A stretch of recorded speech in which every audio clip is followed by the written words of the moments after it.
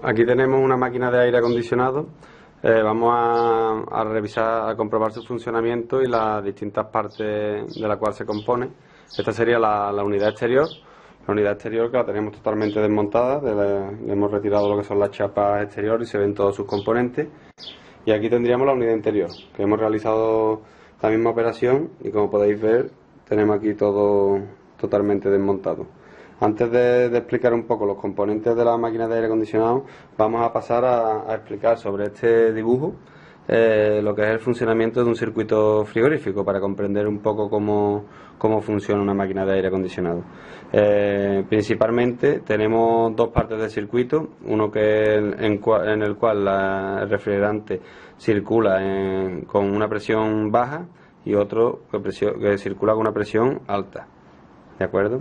Entonces, para ello tenemos cuatro elementos principales en el circuito frigorífico, que es el compresor, tenemos una batería condensadora, una válvula de expansión y una batería evaporadora.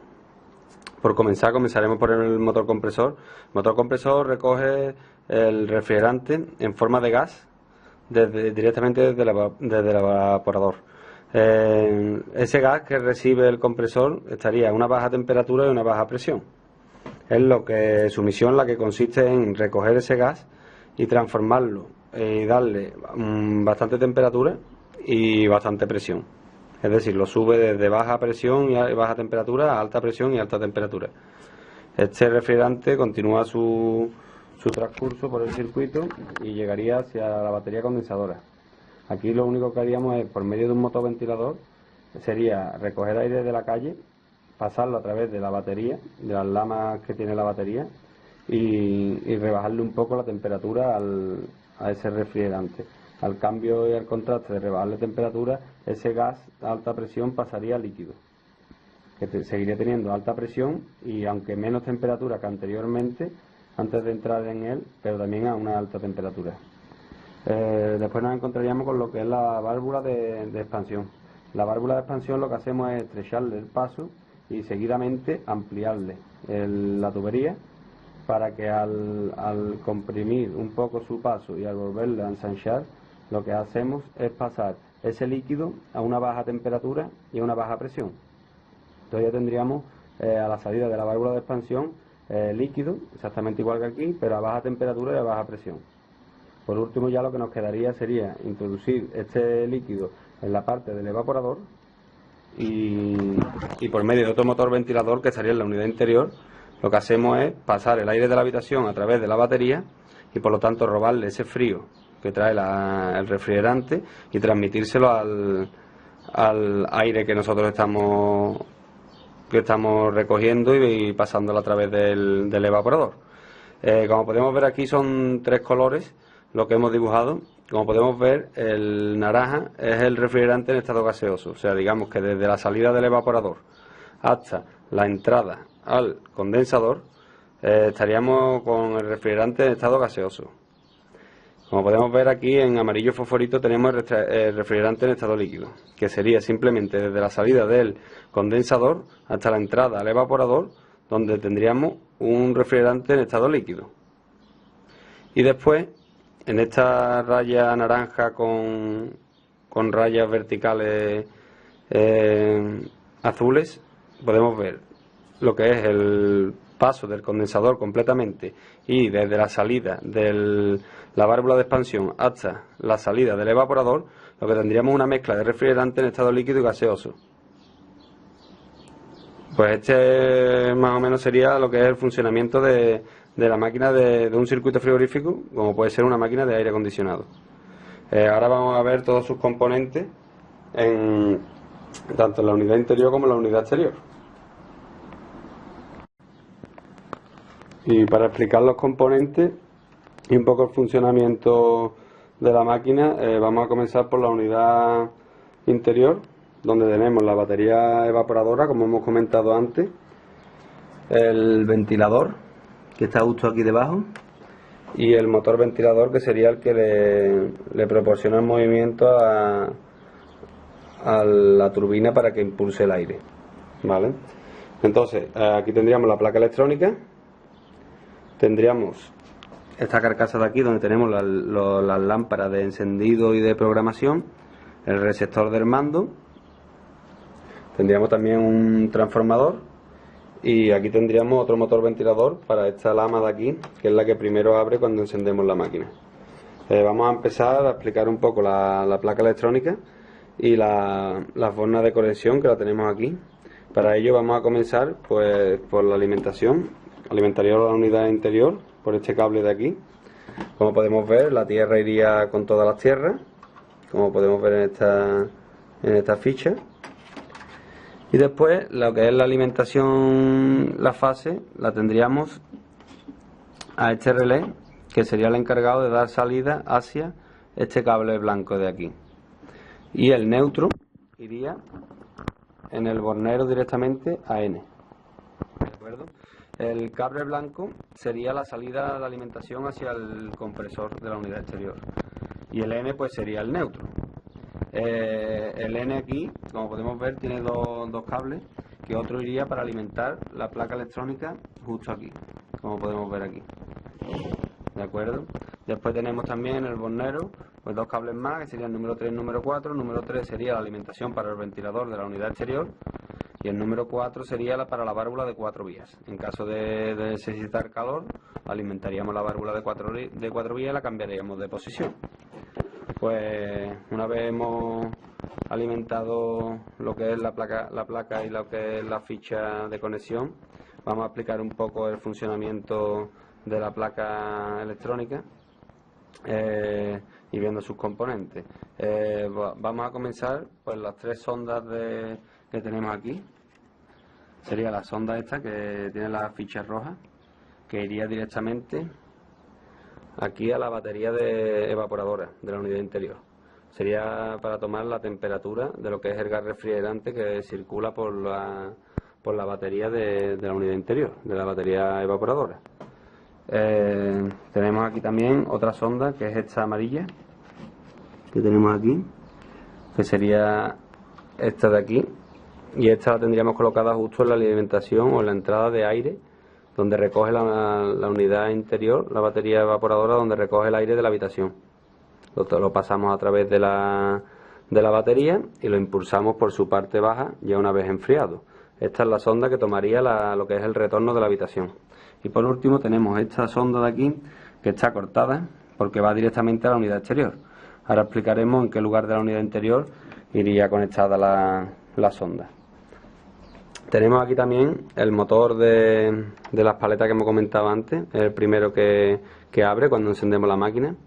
Este motor, como podemos ver, va a 12 voltios en continua. Por eso tenemos transformador, como por ejemplo este, que es de 220 a 13 voltios, a 13,5, y vendría alimentada el motor directamente de esta ficha de colores que tenemos aquí. Para continuar por esta zona tenemos estas dos fichas, que tiene bastantes hilos cada una, que irían directamente al plástico este de carcasa que tenemos aquí. Uno que sería el receptor, es donde apuntamos con el mando para dar la orden de arranque, de frío, de calor, de lo que queramos, de ventilación, y vendría conectado directamente aquí. Y la otra ficha que está aquí sería la de los pilotos, las lámparas de encendido y de programación, que iría directamente también aquí a la placa. Después lo que tenemos es el relé que hemos comentado, que alimentaría el compresor, es este que tenemos aquí, pues es por donde pasa la fase directamente. Y después tenemos aquí el motor de la turbina interior, del motor ventilador, que este sí iría a 220 voltios, como podemos ver aquí, y vendría alimentado por dos fichas. Una que sería esta de aquí, donde estarían las tres velocidades, estaría gobernada por estos relés que tenemos aquí, que ahora explicaremos, y después otra ficha que sería esta de aquí, con cables rosa y azul, que también vendrían directamente para la alimentación del motor ventilador. Por último tenemos aquí el transformador con la entrada y la salida de 220 a 13 voltios. Y por último tenemos estos dos cables, que son el amarillo y el rojo, que como hemos comentado serían la salida de alimentación hacia el motor ventilador, el número 3, que es el rojo, y el número 4, la salida a la válvula de 4 vías. Tanto las velocidades del motor ventilador interior como la salida para el motor ventilador exterior y la válvula de 4 vías estarán reguladas por estos 5 relés, que son los encargados de darle la orden de arranque a cada una de estos componentes. En principio ya de la unidad interior prácticamente está todo comentado. Estas serían las dos tuberías, que serían las que habría que conectar a lo que es la unidad exterior que tenemos aquí. Iría conectada directamente aquí. Estas dos tuberías de aquí irían conectadas con estas dos que tenemos aquí.